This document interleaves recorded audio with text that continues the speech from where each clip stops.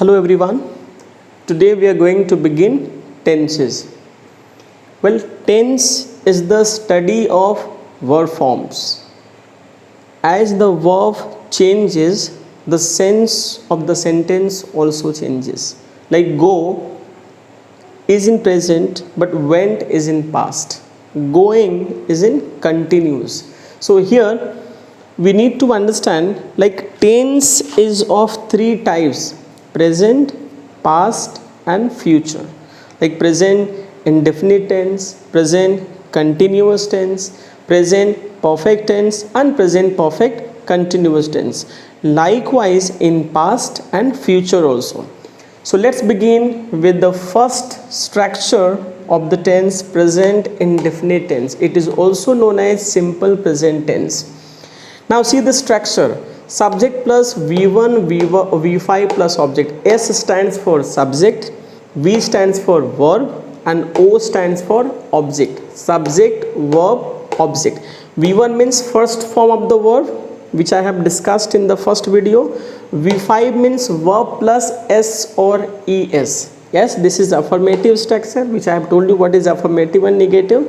Yes, this is affirmative structure, and since there are two verbs, either V1 or V5, there are two verbs, V1 or V5.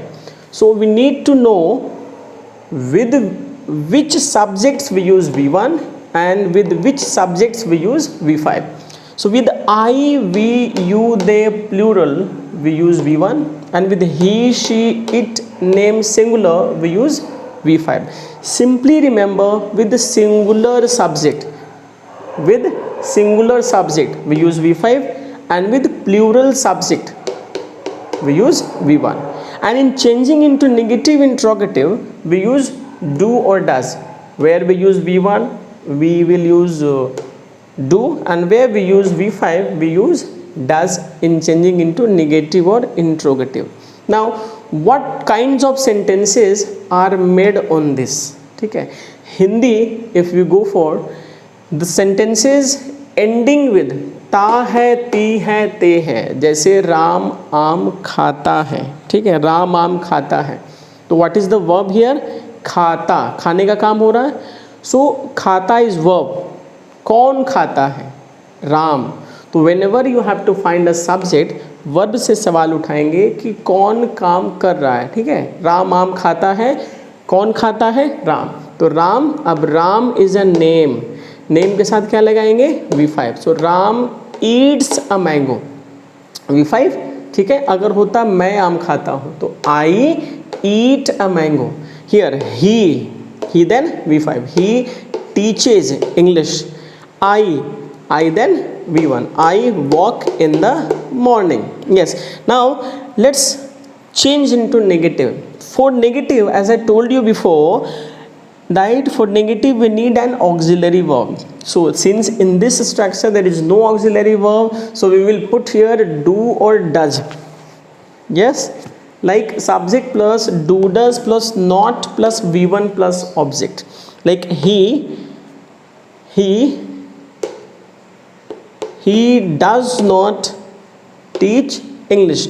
He does not teach English. Right? With I we use do, and with these subjects we use does in negative interrogative. When do does we have to use. So he does not teach English. You have to be careful that when we use do does, here we find V1, V5, but in this form we use only V1. So S will vanish. S will vanish. He does not teach English, not teaches, teach English. I do not walk in the morning. Right? Do does subject plus V1 plus object. As you know, in yes no interrogative sentences, auxiliary verbs are placed before a subject. That is placed before subject. So does he teach English? Yes, like he teaches English, he does not teach English. Does will be odd. So does he teach English? Likewise, do I walk in the morning? Now interrogative. This is interrogative sentence. Like does he not teach English? Does he not teach English?